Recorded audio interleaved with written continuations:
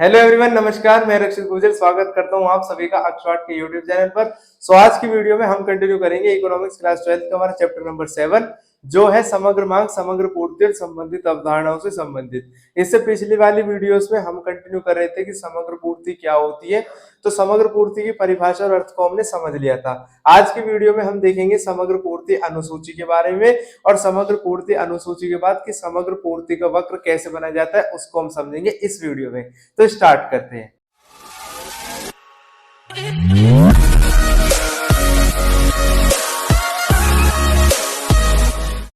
सबसे पहले समग्र पूर्ति अनुसूची का मतलब ही समझ लेते हैं। समग्र पूर्ति अनुसूची वह तालिका है जो आय के विभिन्न स्तरों पर समग्र पूर्ति के व्यवहार को प्रकट करती है।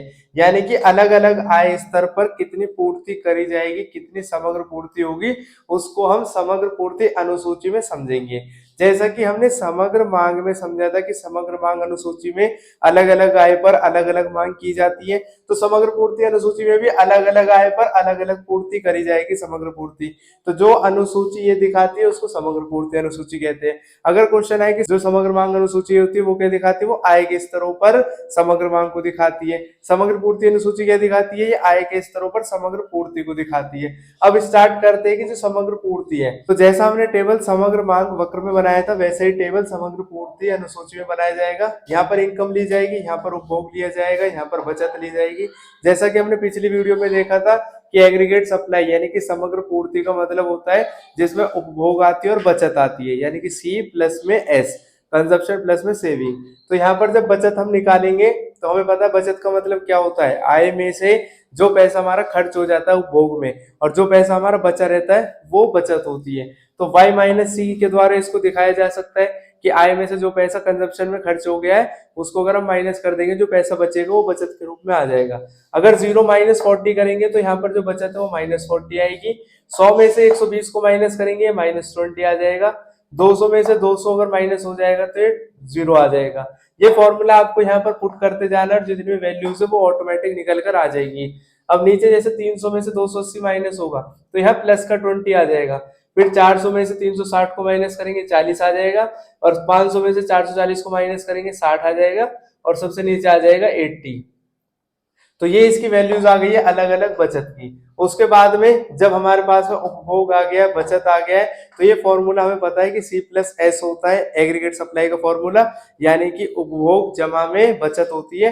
तो उपभोग और बचत को अगर हम प्लस करते रहेंगे तो उसके बाद में हमारी समग्र पूर्ति निकल कर आ जाएगी। अब इसको अगर हम ऐड करेंगे 40 प्लस माइनस ये हो जाएगा 0, 120 माइनस करेंगे इसमें तो ये हो जाएगा 100, 200 में 0 प्लस होगा तो 200 ही आ जाएगा। फिर 280 में 20 प्लस होगा तो ये 300 आ जाएगा। फिर 360 में 40 प्लस होगा तो ये हो जाएगा 400।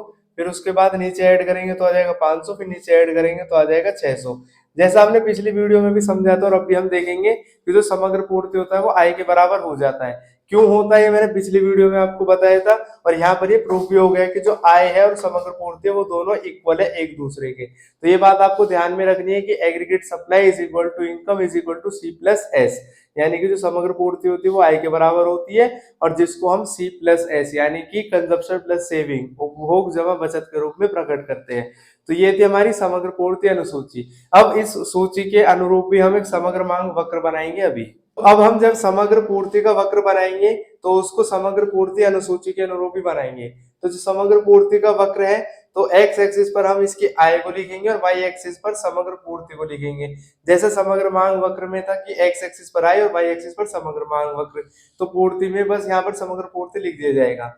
अब जो इसकी आय है यहाँ पर 0 से स्टार्ट होकर 600 तक है, तो 0 स्टार्ट होकर 600 तक हमने इसको लिख लिया है। और जो यहाँ पर समग्र पूर्ति है वो भी 0 से 600 है, वो भी 0 से 600, क्योंकि हमें पता है समग्र पूर्ति और आय दोनों बराबर होती है, तो हमने यहाँ पर लिख लिया कि दोनों बराबर है। जब हम इसको पॉइंट करेंगे तो 0 पर ये 0 ही है, तो यहाँ ये आ गई। उसके बाद में 100 पर 100 हो जाएगी, तो ये यहाँ पर 100 है इनकम और समग्र पूर्ति 100 है, तो ये पॉइंट आ जाएगा यहाँ पे। नेक्स्ट है 200 पर 200, 200 पर 200, क्योंकि दोनों बराबर चल रही है।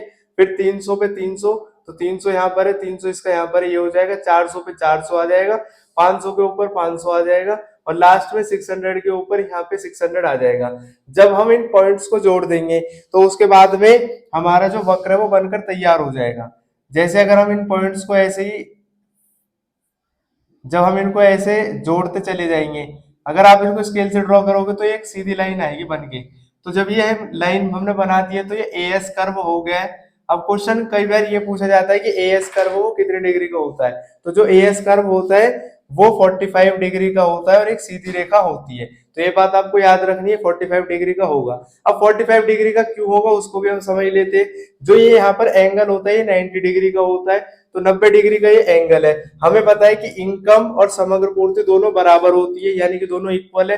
तो अगर दोनों को बराबर हिस्से में बांटा जाएगा तो 90 का आधा क्या होता है 45 डिग्री। तो 45 डिग्री यहाँ पर बचेगा, 45 डिग्री यहाँ पर बचेगा। तो जो समग्र पूर्ति वक्र है वो 45 डिग्री का होता है। क्यों होता है? क्योंकि जो आय है और समग्र पूर्ति दोनों बराबर होती है। बराबर होती है तो इसका मतलब क्या है कि 90 डिग्री का एंगल दो हिस्सों में बट गया है। तो ये आपको बात याद रखनी है कि जो ए एस वक्र है वो 45 डिग्री की एक सीधी रेखा होती है, क्योंकि ए एस और वाई दोनों बराबर होती है।